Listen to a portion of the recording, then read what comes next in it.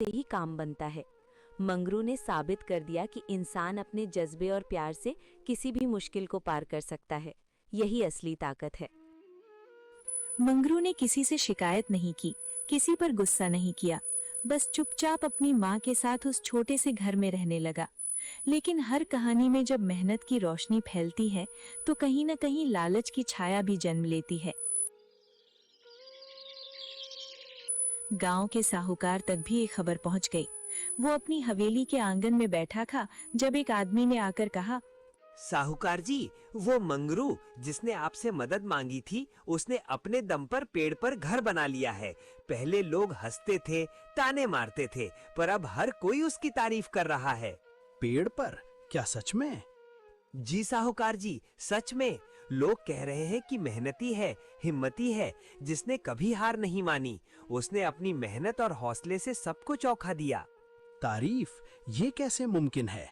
वही जिसे मैं दबा देना चाहता था, वही अब सबकी नजरों में मिसाल बन गया। जी, कहते हैं मेहनती है, हिम्मती है। साहूकार की आंखों में हल्की बेचैनी तैर गई। उसे डर था, अगर गरीब लोग ये मानने लगे कि मेहनत से बिना साहूकार के भी जिया जा सकता है, तो उसका डर, उसका रौब, उसकी पकड़ ढीली पड़ जाएगी।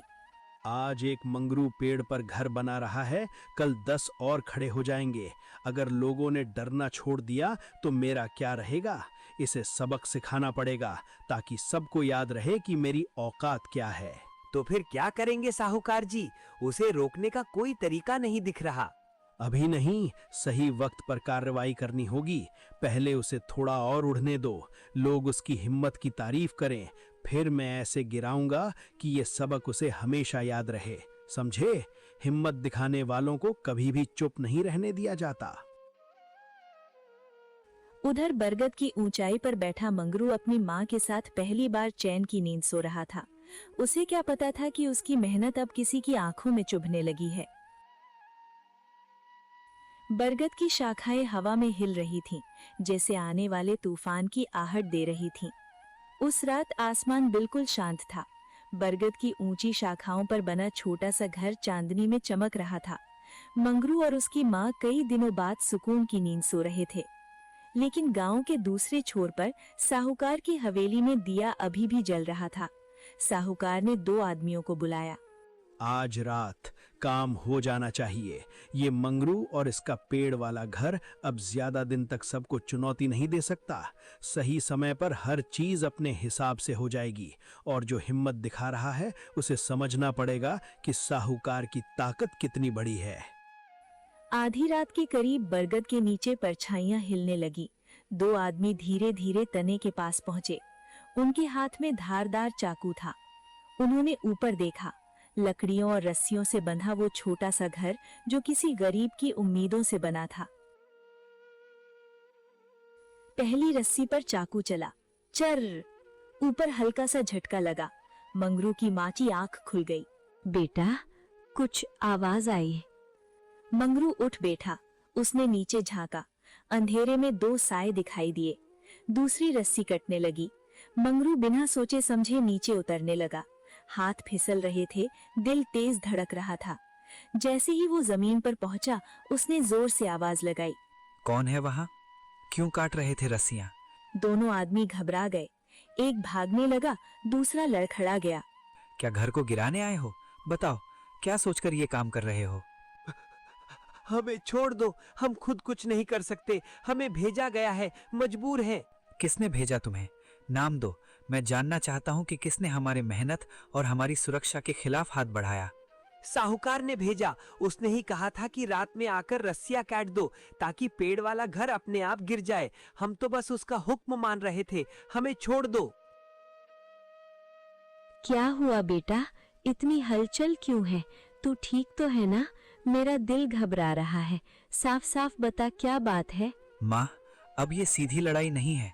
सामने से आकर कोई कुछ नहीं कह रहा, पीछे से वार कर रहे हैं। हमें अब और सावधान रहना होगा। ये सिर्फ घर बचाने की बात नहीं, हमारे हौसले को तोड़ने की कोशिश है।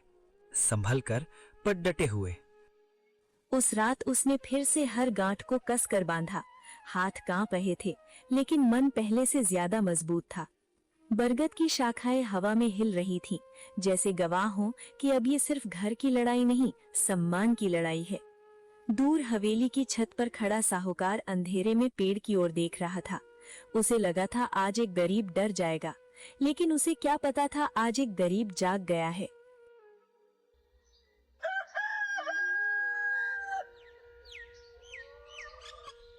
तीन दिन बाद दोपहर के समय गांव की पगडंडी पर धूल उड़ती दिखाई दी। साहूकार अपने 2 आदमियों के साथ सीधे बरगद के नीचे आकर रुका। ऊपर बने घर की तरफ देखते हुए उसने ऊंची आवाज में कहा, मंगरू, ओ मंगरू, नीचे उतर अभी के अभी। बहुत उड़ लिया तू पेड़ पर बैठकर। नीचे आ, आज तुझसे सीधी बात करनी है। छिप मत ऊपर, साहूकार से भागकर कहाँ जाएगा? सुन रहा है ना? नीचे उतर वरना मैं खुद ऊपर चढ़ाऊंगा। मंगरू नीचे आया। माँ भी दरवाजे के पास खड़ी हो गई। साहूकार ने बिना भूमिका के एक कागज हवा में लहराया। ये जमीन मेरी है, कागज मेरे नाम पर है, समझा तू? यहाँ एक पत्ता भी हिलेगा तो मेरी मर्जी से। तूने मेरी इजाजत के बिना यहाँ घर बनाने की हिम्मत कैसे की? ये तो गांव की खाली जमीन थी साहूकार जी। बरसों से किसी ने इसे अपना नहीं कहा। जब हम बेघर हुए तब यही जगह सहारा बनी। हमने किसी का हक नहीं छीना, बस अपने सिर पर छत बनाने की कोशिश की है। खाली थी तो क्या हुआ? कागज मेरे नाम है, समझे? कानून मेरे साथ है। बिना मेरी इजाजत पेड़ पर घर बनाने की हिम्मत कैसे हुई? या तो हर महीने किराया दे, मोटा किराया, या फिर 7 दिन के अंदर इसे खाली कर दे। किराया? बेटा, हमारे पास तो 2 वक्त की रोटी के पैसे मुश्किल से जुटते हैं। हम किराया कहाँ से देंगे?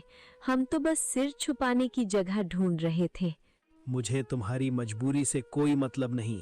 7 दिन, बस 7 दिन। उसके बाद या तो किराया मेरे हाथ में होगा या ये घर यहाँ से हट जाएगा। और अगर तुमने नहीं हटाया तो मैं खुद हटवा दूंगा, समझे? गांव वालों में सन्नाटा छा गया। कुछ लोग नजरें झुकाकर खड़े रहे। कोई आगे नहीं आया। मंगरू ने कागज की तरफ देखा। वो पढ़ नहीं सकता था, लेकिन अपमान समझ सकता था। अगर जमीन आपकी है तो पहले कभी बताया क्यों नहीं? तब जरूरत नहीं थी, अब है। मंगरू ने माँ की ओर देखा। माँ की आंखों में डर था, लेकिन भरोसा भी। कुछ पल की खामोशी के बाद मंगरू बोला, 7 दिन में जवाब दूंगा। 7 दिन बाद मैं खुद आऊंगा, तैयार रहना। वो चला गया। बरगद की छाया फिर भारी लगने लगी। 7 दिन पूरे होने से एक दिन पहले ही गांव में हलचल मच गई। मंगरू ने खुद सरपंच के घर जाकर कहा, मैं